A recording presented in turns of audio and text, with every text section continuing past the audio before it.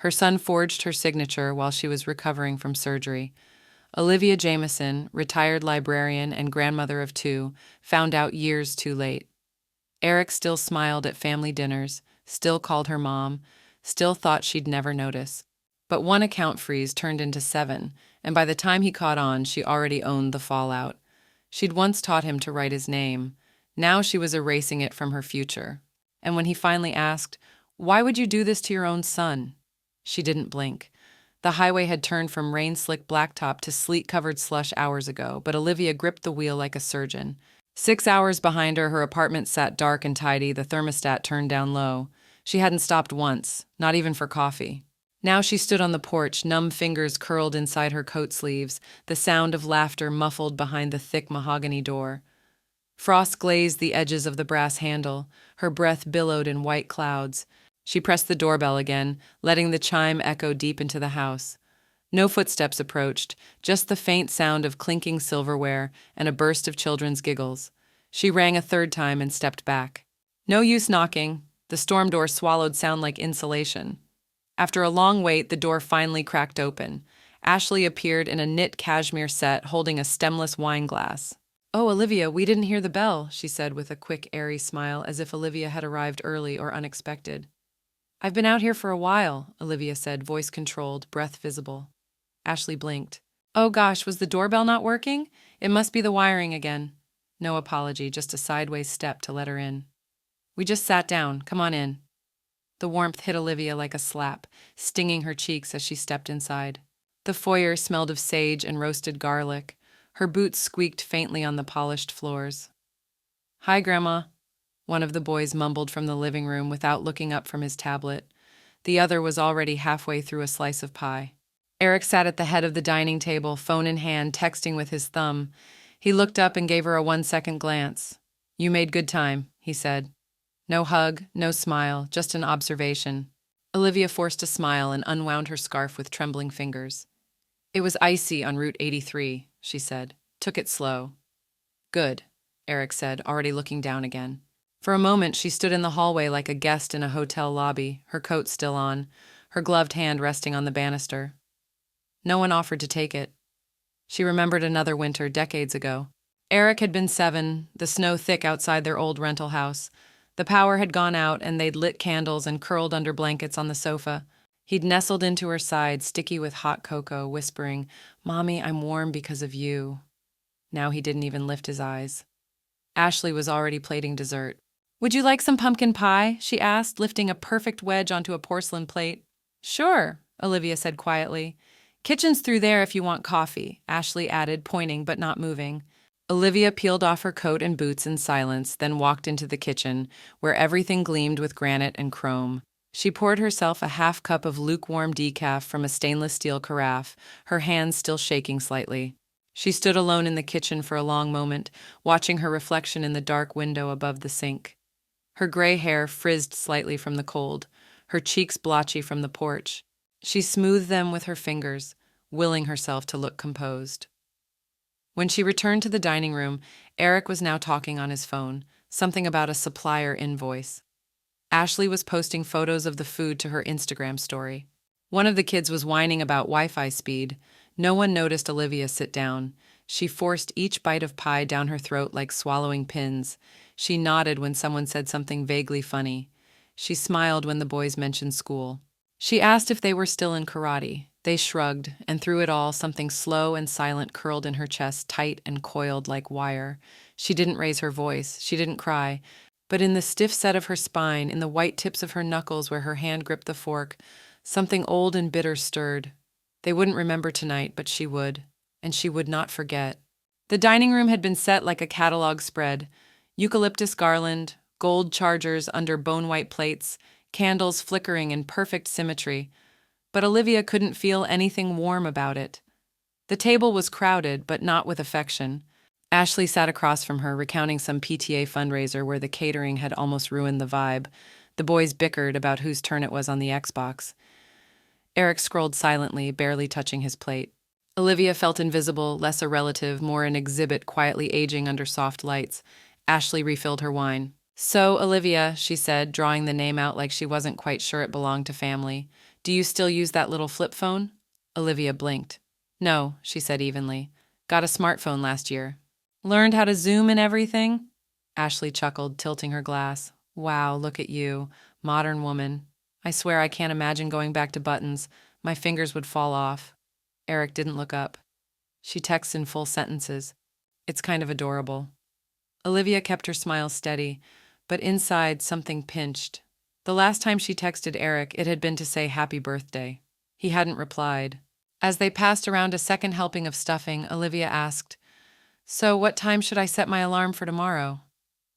Ashley gave her a blank look. Eric cleared his throat. Actually, we went ahead and booked you a room at the Fairfield down the road. Just thought, in case you wanted your own space. It took a full 3 seconds for the words to register. Oh, Olivia said softly. Ashley smiled like it was a favor.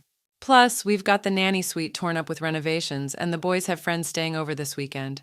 It's just a madhouse right now. Olivia looked down at her lap, smoothing the napkin over her knees. That's fine, she said. Thank you. The rest of dinner passed in blurry fragments. Eric and Ashley trading inside jokes she didn't understand, stories from vacations she hadn't been invited on. The boys left the table early. No one asked her about her life, her health, her drive. She excused herself quietly after dessert. As she stood to grab her coat, she noticed a stack of glossy brochures half tucked into a wire basket near the door. Private academies with Latin mottos and tuition fees that could buy a car. A new espresso machine glittered on the kitchen counter. Ashley's handbag, slouched on a side chair, bore a gold monogram that whispered custom. Olivia didn't resent the money. What twisted in her was the erasure, the way it all pretended it had grown from nothing. In the motel parking lot, a sodium streetlight buzzed overhead, casting a pale yellow stain across her windshield. She sat behind the wheel for a moment, the engine ticking as it cooled. The room key card felt foreign in her coat pocket. She stared at her hands on the steering wheel, faint liver spots across the knuckles, veins like a faded map. These hands had signed the FAFSA papers, written checks for Eric's books, and co-signed the lease on his first condo when no bank would take him seriously. She'd told herself then, this is what a mother does. This is what family means. Now she was a line item no one remembered. Inside the motel room, the heat blasted too hot. She clicked it down 2 notches and sat on the edge of the bed, shoes still on. The television played low from the next room. A car door slammed outside. She looked around the beige box of a room, identical wall art, industrial carpet, complimentary water bottle, and realized she could be anyone. To them, maybe she already was. She didn't cry. She didn't rage. Instead, she opened her purse, pulled out her phone, and typed in one word into the search bar, co-signed account access. The attic smelled like dust and pine and something older. Paper, maybe. Memory. Olivia pulled the chain on the single overhead bulb, its glow casting long shadows over cardboard boxes stacked like relics. Each was labeled in her tight, slanted handwriting. Eric School, Taxes 2003, Condo Docs, MSI. She hadn't planned to come up here, but after returning from the motel the next morning, after making tea and failing to finish it, she found herself climbing the attic ladder in slippers and a wool cardigan, driven by something brittle and aching inside her chest. She opened the first box. Tuition receipts, FAFSA confirmations, canceled checks, dozens of them, handwritten in blue ink. $900 August rent, $450 car repairs, $200 phone bill. Each line a wound she'd barely felt at the time. At the bottom of one folder was a typed letter from Eric dated 2005. Mom, I swear I'll pay you back once things settle. I hate asking again, but this restaurant thing could actually work. I know I haven't been perfect, but I'm trying. I just need your help one more time. She read the letter twice, numb to the tenderness in his tone. All those one more times had added up, hadn't they? The phone calls with the pauses he knew how to time. The I wouldn't ask if I wasn't desperate. The just until next month. She exhaled long and slow and moved to the next box. The document was inside, a manila envelope half sealed by time. It was faded, but the bold black title still read Joint Line of Credit Agreement, Olivia Jameson and Eric Jameson. Her heart ticked in her ears. She scanned the fine print, eyes darting. Eric's name, her own, the balance history, the open status. No close date, no removal of co-ownership. She hadn't seen this in over a decade A different kind of cold came over her, not the passive chill of a family Thanksgiving, but something sharp and awakening. She opened her laptop. The screen flickered to life, sluggish with age. It still had the sticky residue from where she'd once taped a photo of young Eric in his graduation gown. The photo was gone. The tacky shadow remained. She typed in search after search. Bank joint account access, old cosigner legal rights, forgotten lines of credit still open.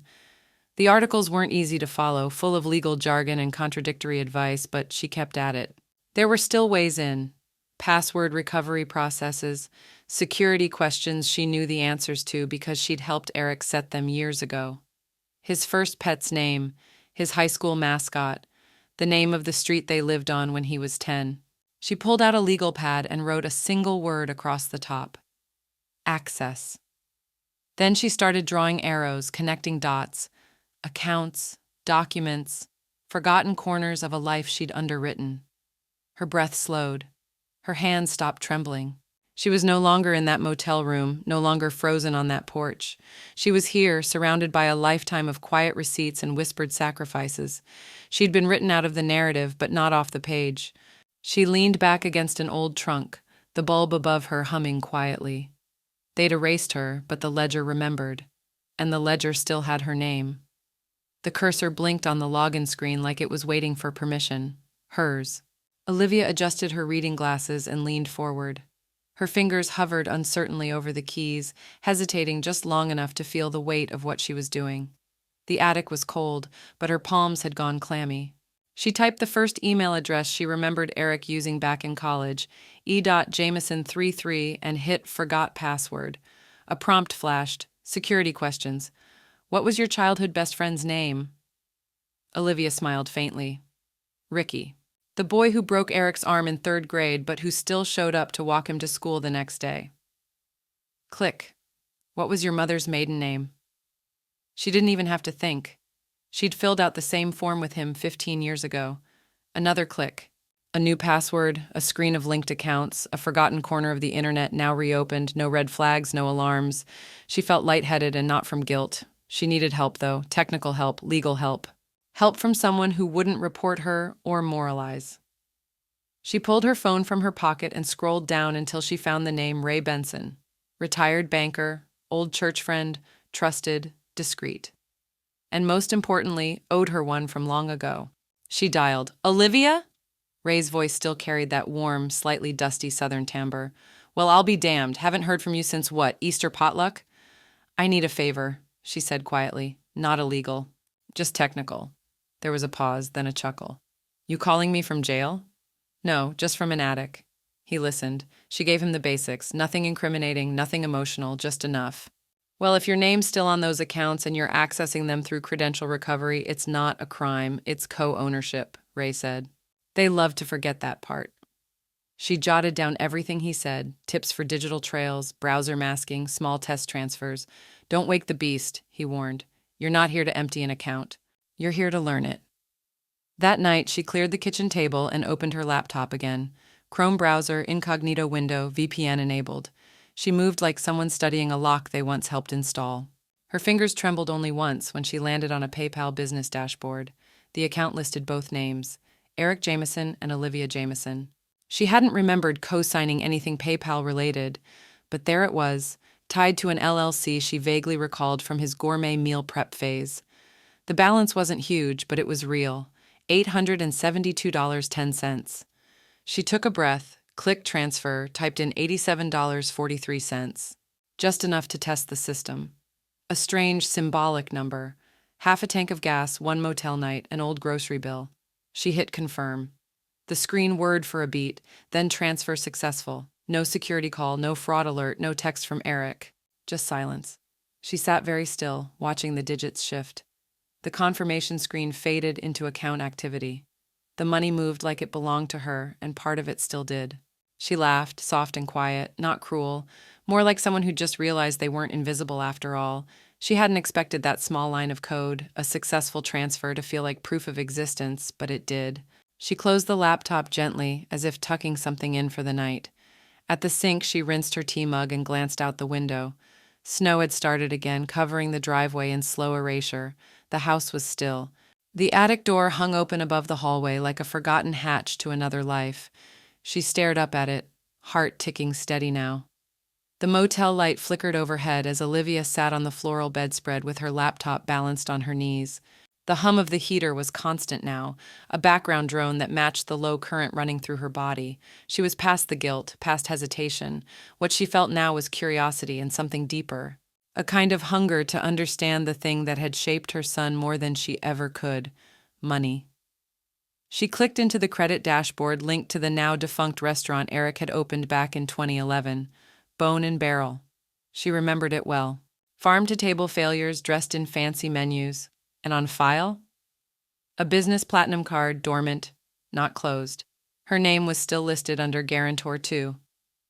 She stared at the small freeze icon in the corner. It looked like a snowflake, innocent. A warning popped up. "Are you sure you want to freeze this card?"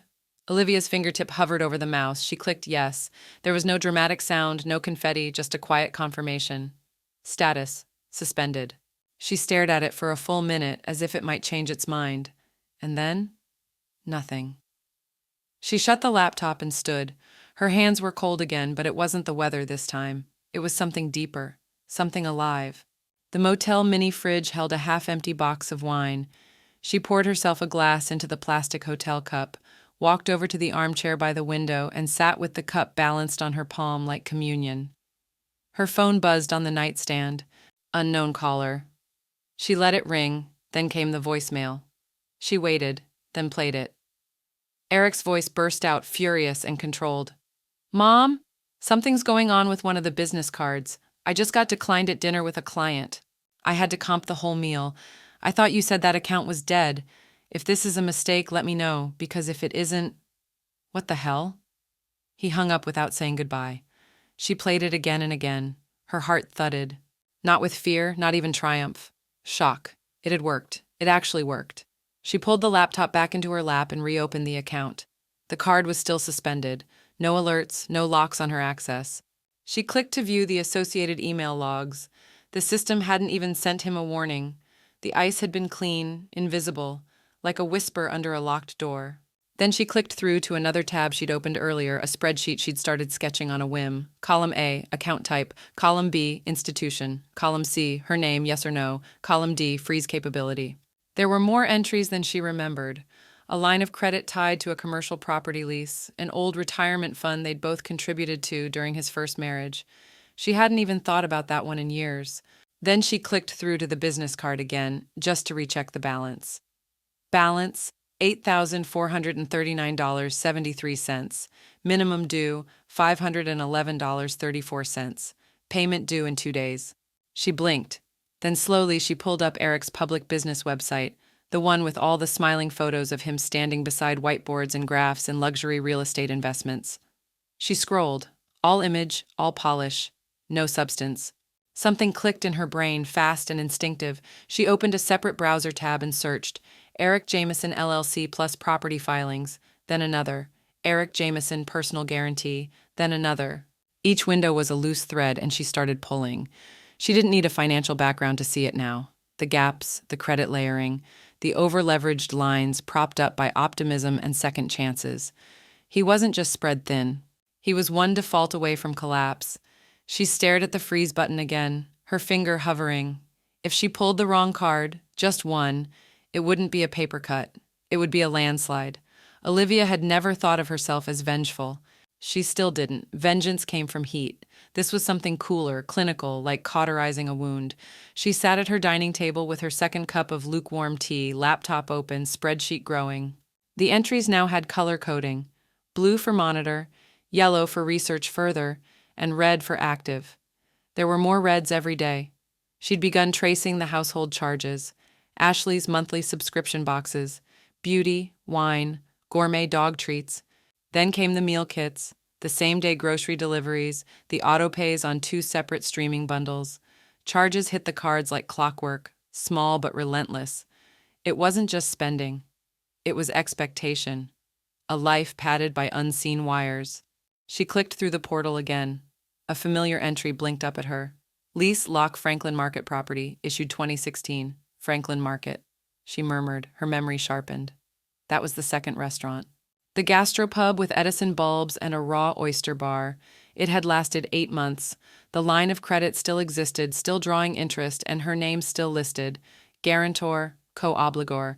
The balance wasn't enormous, just under $19,000, but the interest over 14%, compounding monthly. She leaned back in her chair, staring out the window at the brittle December sky. Did he even remember this account existed? Had he seen the statements and assumed the interest was a glitch, a relic? She opened the account controls and hovered over Closeline Freeze account. Her cursor paused. She knew this would trigger something. This one wasn't silent like the others. This one had notification protocols baked in. If she froze this, it would send a flag to the bank. Eric would know. She closed the tab for now. Instead, she picked up the phone and called the bank directly. The hold music played an off-key rendition of Winter Wonderland. When the rep finally answered, Olivia smiled politely and verified her information. Every answer matched. She knew them all. "Yes," she said when asked. "I'd like to confirm account co-ownership on file." A pause, some clicking. "Yes, ma'am," the rep said. "Your name's still listed as secondary guarantor. No removal request was ever submitted." Olivia blinked, letting that land. No attempt to cut her loose, no effort to clean up. He'd left her on the hook and never even looked back. She hung up, and this time, when she clicked the freeze option, she didn't hesitate. Freeze confirmed. She didn't smile. She didn't flinch. She simply sat still, heart slow and level. That evening, scrolling mindlessly through her burner Facebook account, the one she used for church updates and old knitting groups, she saw it. Eric's latest post. "There's nothing worse than being undermined from the inside. Watch your circle. People aren't always who they claim to be." Dozens of likes, a few vague sympathy comments. Olivia stared at the screen, unmoved. The caption didn't scare her. What struck her was the phrasing, "from the inside." So he knew. Not who, but that he was feeling the tremor, not yet seeing the fault line. She picked up her tea, now cold, and poured the rest down the sink. The call came a few days later. One of those mornings where the sky was too bright and brittle for winter, the kind that made everything feel exposed. "Hello?" Olivia answered, already sensing it wasn't spam. The number was local. A young woman's voice crackled on the other end. "Hi, is this Olivia Jameson? You're listed as the emergency contact for Lily Jameson." Olivia stood a little straighter, the phone pressed harder to her ear. "Yes, I am. Is Lily all right?" "Oh, yes, sorry, nothing like that. I'm her babysitter, Megan. I've worked with them for almost 2 years. I wasn't sure who else to call." Olivia sat down slowly at the kitchen table. "Go ahead." "Well, I was supposed to be paid on Monday, and it didn't go through. That's never happened before. Then I heard from the school that Ashley's tuition draft bounced this month. They tried to call her but couldn't reach her, so they went down the contact list. Your name was still there." Olivia didn't speak for a long moment. Her thumb traced the edge of her ceramic mug, around and around. "I'm sorry," Megan said, awkward now. "Maybe this is outdated info. I just thought you might want to know." "No," Olivia said quietly. "You did the right thing." They hung up, polite and brief. And when the line went dead, Olivia sat frozen in her chair, a thin ribbon of nausea tightening in her stomach. The freeze hadn't just stopped Eric, it had stopped them, the tuition, the sitter's pay, little things, big things. And her granddaughter Lily, the soft-voiced one who still colored cards and put heart stickers on envelopes, was caught in the middle. She closed the laptop without looking at it. She needed distance. For the next 2 days, Olivia didn't log into any financial portals. She didn't touch her spreadsheet. She turned off email notifications and left her phone in the bedroom. Instead, she read mystery novels she couldn't concentrate on and refolded already folded towels. On Saturday afternoon, she opened a kitchen drawer and found the construction paper card Lily had made for her last Easter. A wobbly pink bunny with sparkly glue dots and the words "To Grandma Love" from Lily in crooked marker letters. Olivia closed her eyes. There were rules to all this, she realized, invisible lines. This wasn't supposed to touch the children, and yet hadn't she always known that wasn't entirely possible? That night, just before bed, her phone buzzed on the nightstand. One new email. Password reset request. Joint Retirement Fund, Legacy Company. She hadn't sent it. She sat up slowly, the blood in her body waking up all over again. She opened the inbox. The message was official, time-stamped just 20 minutes prior. Another one followed. Password reset attempt. Unverified device access blocked. Her heart beat hard. She opened the portal. Everything still looked intact. Her new passwords were holding. Two-factor authentication had kicked in. Whoever had tried, Eric, had failed. But he was probing now. He wasn't just feeling tremors anymore. He was searching for the cracks. She clicked into the portal's activity log. The IP address trying to access it came from his zip code, not even masked. He was getting careless or desperate. Olivia sat in the dark, the glow of her laptop screen bathing her face in pale blue. The clock read 3:41 a.m., but sleep had long surrendered.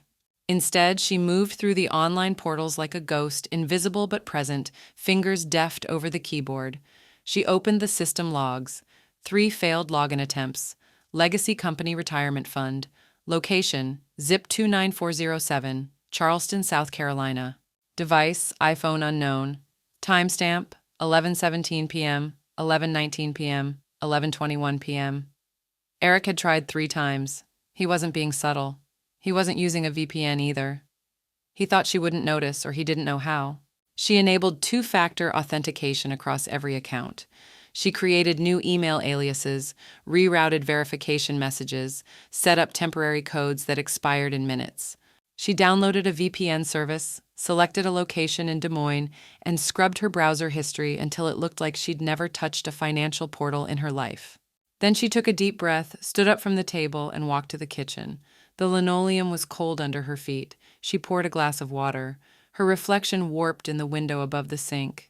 Somewhere in that reflection, she could still see the mother she'd once been. Gentle, accommodating, slow to anger. That woman had been buried beneath years of overdraft requests and broken promises. Now what stared back was someone different. Not cruel, not vindictive, just awake. Back at the laptop, she opened Facebook. It wasn't her main account, it was a dummy one, used to quietly monitor updates from people she didn't speak to anymore. She rarely scrolled, but tonight she had a reason. Eric's profile was public again. His newest post had no caption, just a black background and white text. When it comes from inside the house, you never see it coming. 100 likes, a handful of comments, some vague condolences, others urging him to stay strong. Olivia stared at it for a full minute.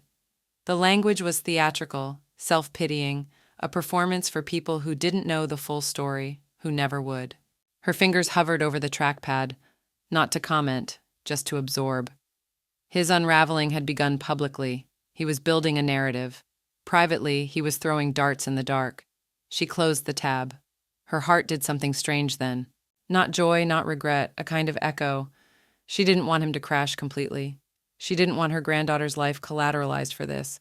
But she also couldn't pretend this wasn't necessary, and she wasn't done. She opened the spreadsheet again. One box blinked red. Legacy Company Retirement Fund. They'd opened it together years ago, one of his more responsible moments. Back then, he called it future-proofing. She'd matched him dollar for dollar. When I make it big, I'll roll it over, he'd said. He never did. The account had been dormant for almost 5 years, but the balance remained untouched, half hers, half his. She clicked into the portal and reviewed the fund summary. Balance, $34,800, co-owner access, Olivia Jameson, Eric Jameson, last activity 2018. The screen asked, would you like to move these funds into separate secured control, YN? It wasn't a freeze, it was something more permanent. She didn't click. Not yet. Instead, she downloaded the transaction history and flagged every contribution made from her accounts. She needed a clean record, a paper trail, something no lawyer could argue against. From the hallway, the grandfather clock struck 4. The sound echoed across the quiet house, rich and low, and final. The call came mid-morning while Olivia was outside pulling weeds from a dead flower bed, pretending the January soil still mattered. Her phone buzzed twice in the pocket of her gardening apron before going quiet. No caller ID. She let it go. An hour later, she listened. This is Rachel Torres from Carson Elementary. I'm calling regarding Lily Jameson. Her tuition installment for the spring term hasn't processed, and today she became very upset after overhearing something in class. She thought she had to leave the school. I just wanted to make sure everything's all right at home. The message ended. Olivia sat down hard on the back step, clumps of dry soil still on her gloves. The winter wind bit at her cheeks, but she didn't feel it. All she could hear was that one sentence. She thought she had to leave the school. Lily. Sweet glitter glue Lily. This wasn't supposed to hit her. She pulled off the gloves and dropped them onto the step beside her. Her heart thudded with a strange mixture of shame and steel. Back inside, she washed her hands in silence. Her reflection in the faucet shimmered slightly. Her eyes looked tired again, but clearer, like the glass had finally been wiped clean. That evening, her phone buzzed again. This time, a text. Ashley Jameson.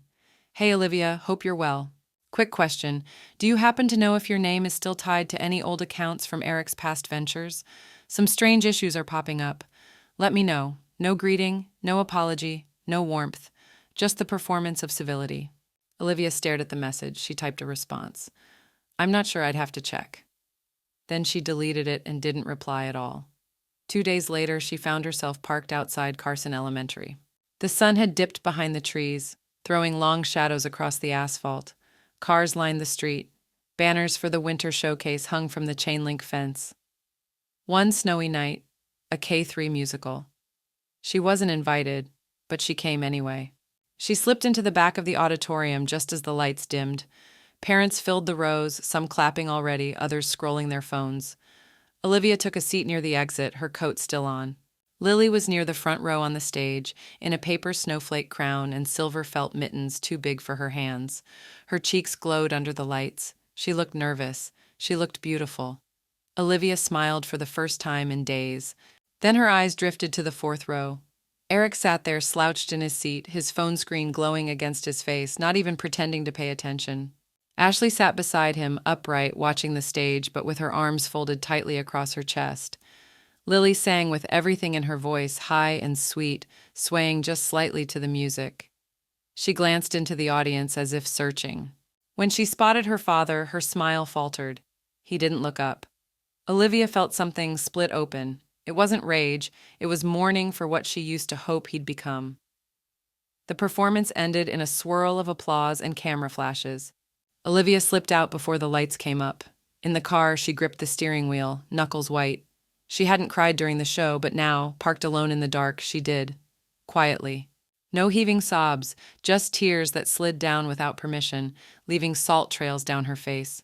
She wiped them away, started the car. The next morning, an email hit her inbox.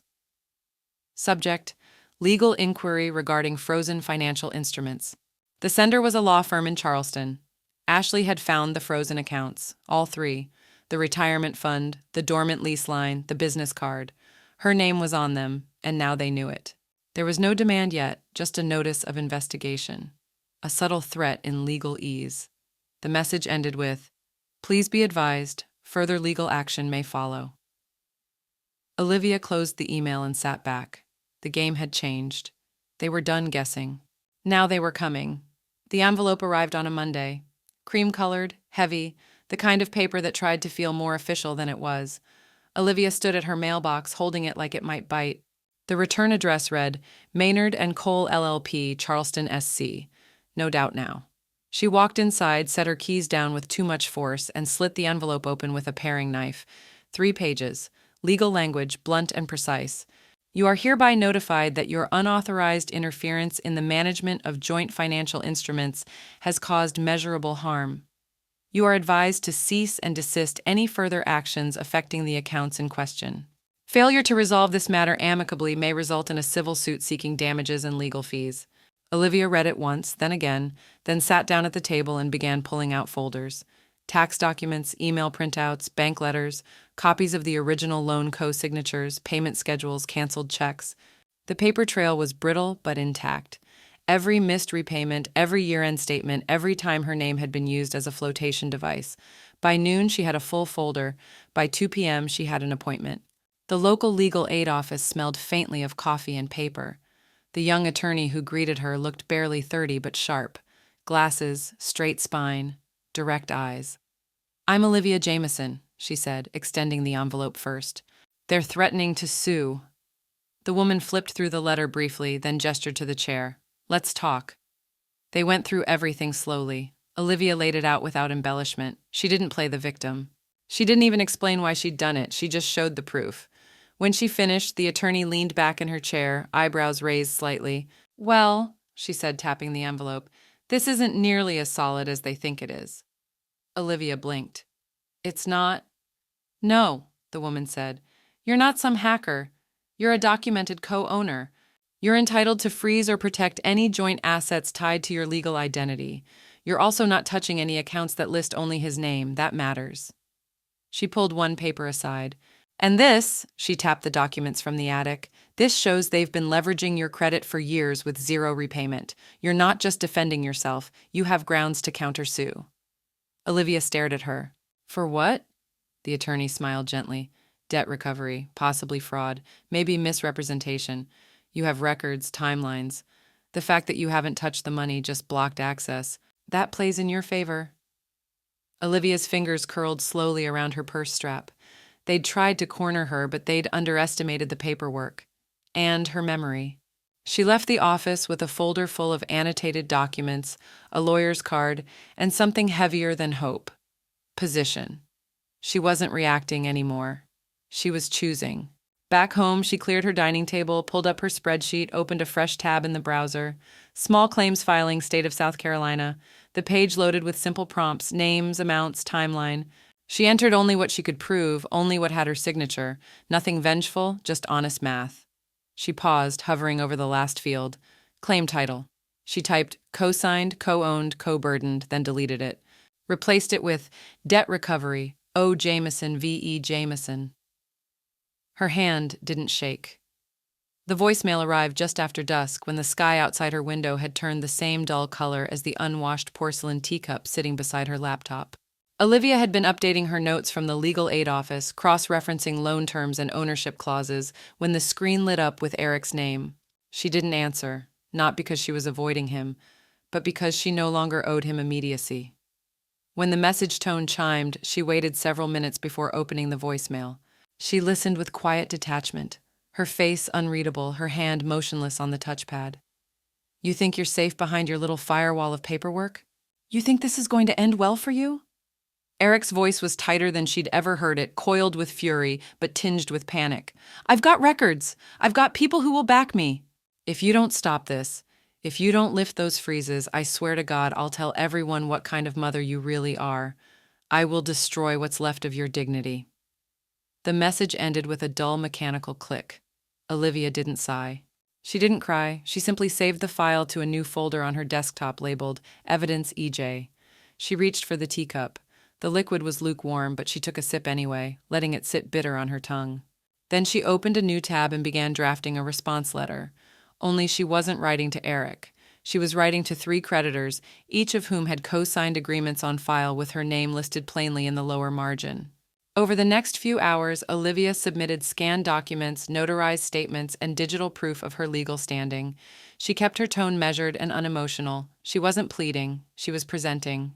By the time the sun had fully set, she had received confirmation emails from 2 institutions and a voicemail from a third. All 3 acknowledged receipt and said they were initiating a formal review of Eric's accounts. One used the term profile flagging. Another had quietly paused a revolving line of credit while they conducted a compliance audit. There was no glee in her response, no thrill, just progress. Later that evening, while digging through an old file cabinet in her garage to locate backup insurance forms, Olivia came across a folder she hadn't opened in years. It was thick and dust-covered, labeled in faded black ink, cabin title and financing.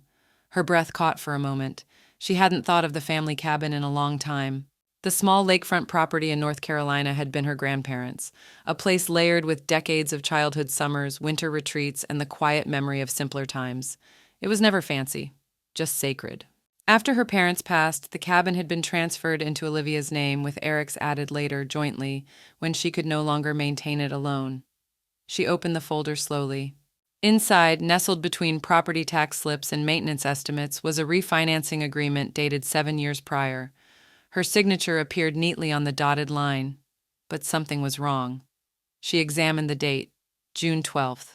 That was the same month she'd undergone knee replacement surgery and had spent 2 weeks recovering on pain medication. He had brought her mail back then, sorted it, handled things. Her pulse quickened. Not from fear, but focus. The refinancing papers were real, stamped, notarized, but she hadn't signed them. Not while lucid, not while informed. A part of her wanted to believe it was an oversight, a missed conversation, a misunderstood form, but the weight in her stomach told the truth. He had used her when she was most vulnerable. She didn't panic.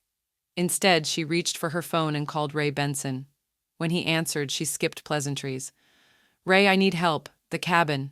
Eric refinanced it without my knowledge. I just found the papers." He didn't sound surprised. "Do you have the documents in front of you?" "I do. My name's on the loan, but I was recovering from surgery. I wasn't in a state to approve this." "Then it's time to flag the deed and notify the title office." "And Olivia, this crosses into fraud." "I know." He guided her through the process, how to request a freeze on title transfers, which local office to alert, and how to document that she hadn't knowingly signed. She took notes, precise, quiet. Once it was done, she returned inside, lit the fireplace, and pulled from a drawer an old photograph, one of the last they'd taken together as a family. It was Christmas 2012. Everyone had worn matching sweaters. Lily was a baby then. Ashley had insisted on the photo. Olivia had pretended to smile. She stared at it for a long time before tossing it into the flames. It curled into blackness slowly, almost gently, until it folded in on itself and disappeared completely. There were no tears this time, no trembling, only clarity. The diner was one of those places with vinyl booths that stuck to the backs of your thighs and laminated menus that hadn't changed since the early 90s. Olivia chose it deliberately. Neutral ground, public enough to keep things civil. Familiar enough to remind Ashley she was no longer playing in a world curated by Instagram and catered luncheons. She arrived early and sat at a corner table facing the door. She ordered black coffee and didn't touch it. The clink of cutlery and soft hum of conversation made the wait tolerable. At 6:17 p.m., Ashley walked in. She looked smaller than Olivia remembered, not physically, but in presence. Her hair was too neat, her makeup too effortful.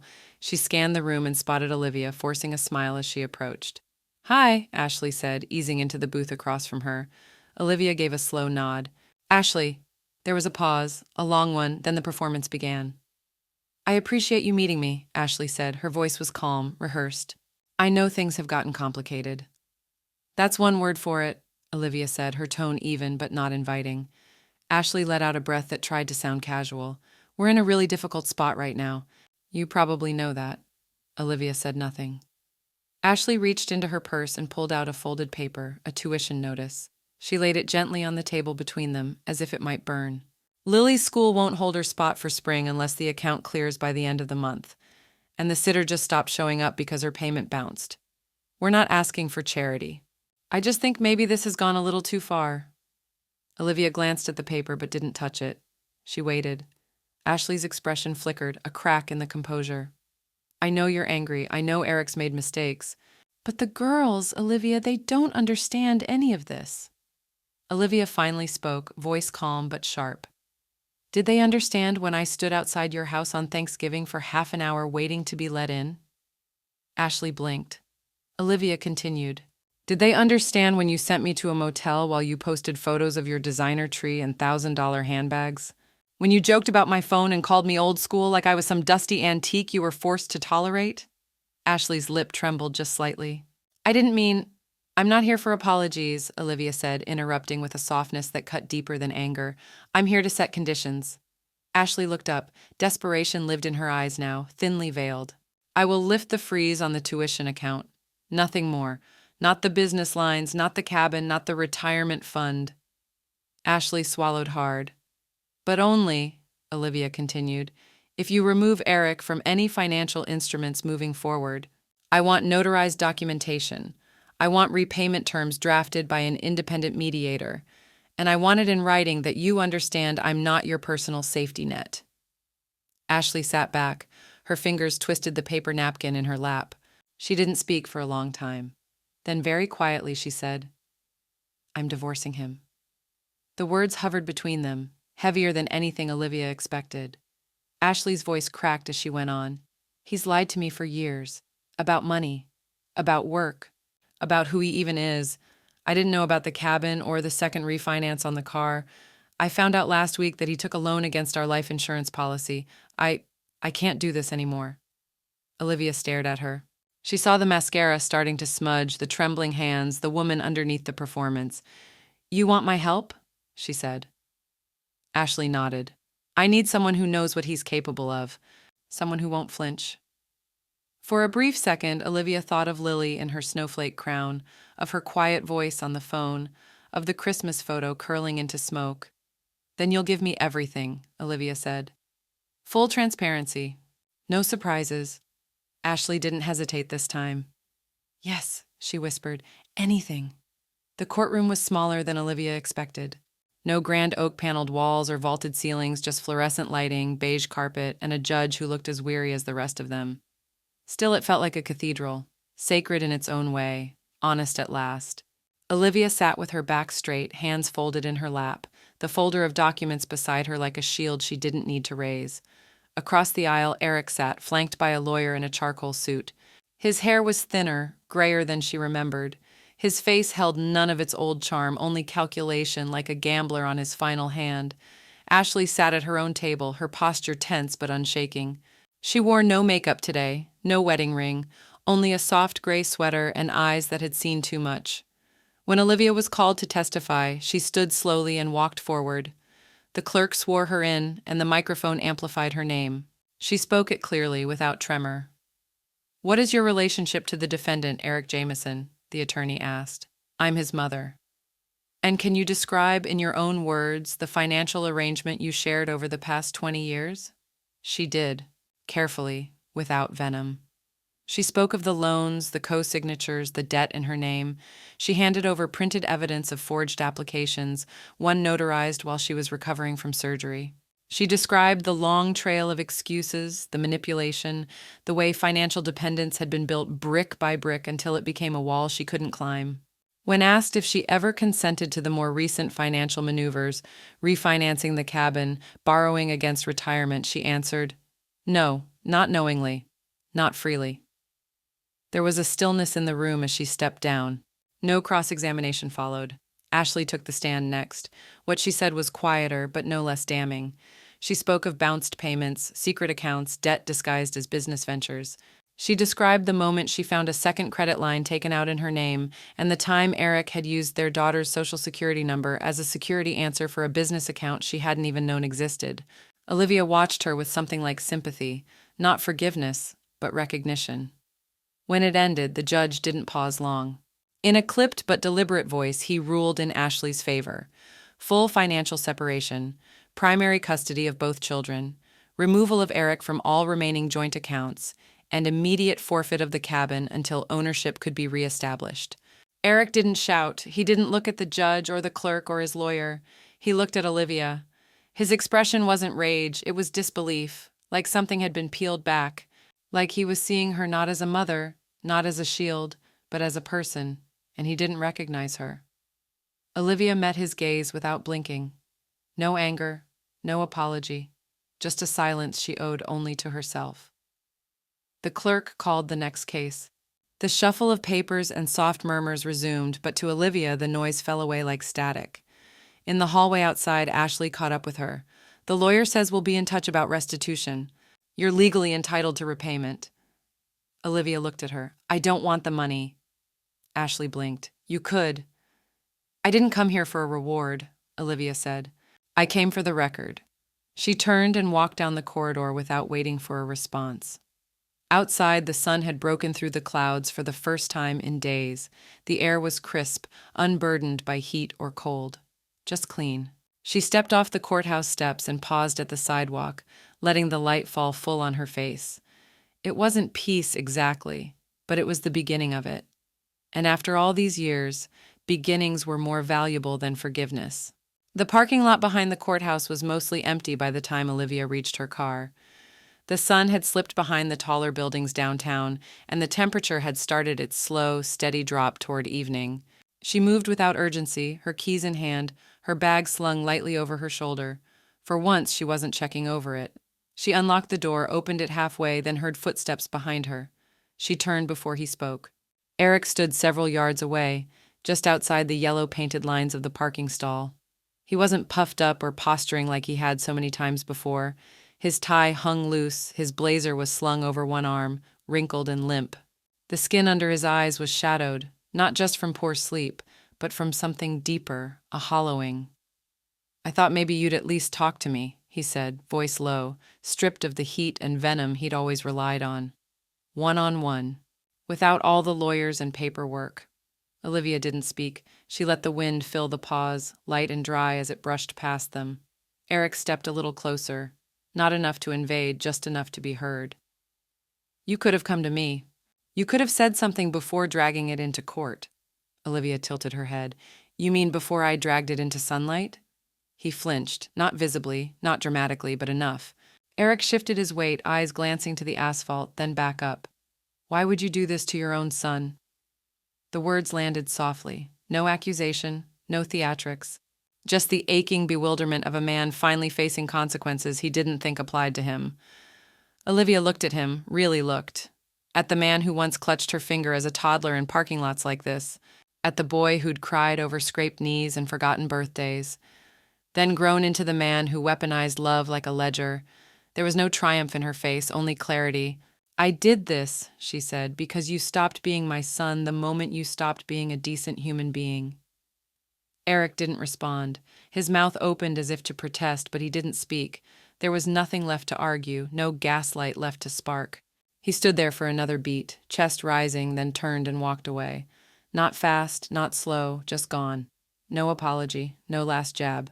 Just the soft rhythm of retreating shoes across cracked pavement until he reached his car and drove off without looking back. Olivia stood still for a long moment. Then she exhaled and climbed into the driver's seat. The ride home was quiet. No radio, just the hum of tires over familiar roads and the fading echo of a voice she no longer needed to fear. That evening, Olivia sat at her desk in the living room, soft lamp glow pooling around her like a warm cocoon. The documents were already printed, the folder labeled Final. She opened her estate planner and added a single amendment. Primary beneficiaries, Lily Jameson and Nora Jameson, in trust to be managed by independent fiduciary until age 25. No mention of Eric. No footnotes, no fine print.